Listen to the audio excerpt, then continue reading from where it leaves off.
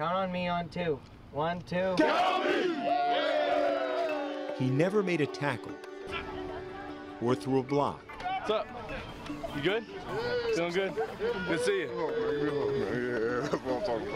Or caught a pass. He was never listed on the roster. But Sam Grewe was as much a part of Notre Dame's magical season as any player who wore a uniform. We all made a promise to him that he would be our brother, and I believe, at least for me, it goes beyond football. It goes beyond this season. It's not a this year thing. It's not a next year thing. It's not a while I'm in college thing. It's a forever thing. Growing up in Middlebury, Indiana, Sam Grewe made all the plays on all his teams as often as he could. His 7th grade football team, he led his team in rushing and receiving yards and touchdowns, and he did the kicking and the punting and all that, so it's a big part of his life. After his 7th grade football season, Sam began to feel pain in his right leg. Christmas week 2011, a doctor gave his family the news: cancer. A lot of questions, am I gonna die? How sick am I going to be? Am I still gonna be able to play sports? Is it deadly? Is it gonna paralyze me? I don't know what the side effects would be. Sam was diagnosed with osteosarcoma, an aggressive malignant bone cancer. This spring, while preparing to undergo surgery to amputate part of his right leg, the Notre Dame football team adopted Sam as part of the Fighting Irish football team this season. He was going to have to lose his leg. And our players knew of him through a video that I showed of him playing football and his love for playing sports. He showed Sam's highlights of him playing football, playing receiver. It was unbelievable seeing him out there running around, and to see all that gone is, it hurts your heart. They all had on Grewe Crew t-shirts. They all had on Grewe Crew wristbands.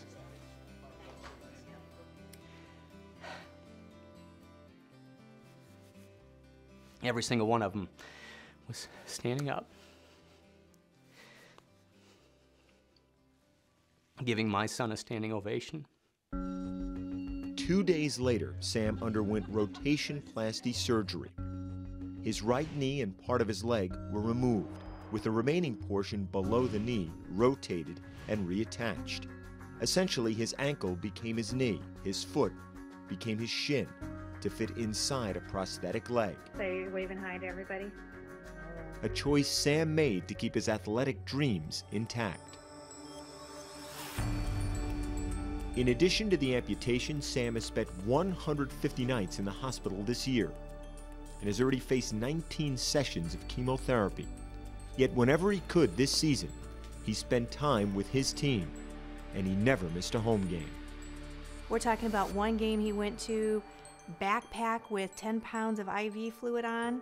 He had to be on IV because he had just had chemo, it was still in his system, and he's out there on the field with the guys during the warm-ups. When he's with us, he's just, he's one of the guys. He's hanging out, coming up the training table, and so it's tremendous perspective. And I couldn't have asked for, a better role model than Sam is.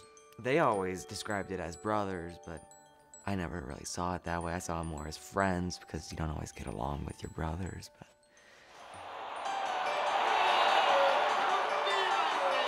after Notre Dame's final home game this season, Sam was taken into the locker room. In that hallowed place, there's a tradition, typically reserved for team captains and Irish legends, leading the team in the Irish fight song. On this day, a boy who never made a play for the Irish was given that honor. 1, 2, 1, 2, 3, 4. Notre Dame went undefeated, but through that left Sam victorious because he could be a part of it. They gave him a reason to keep going.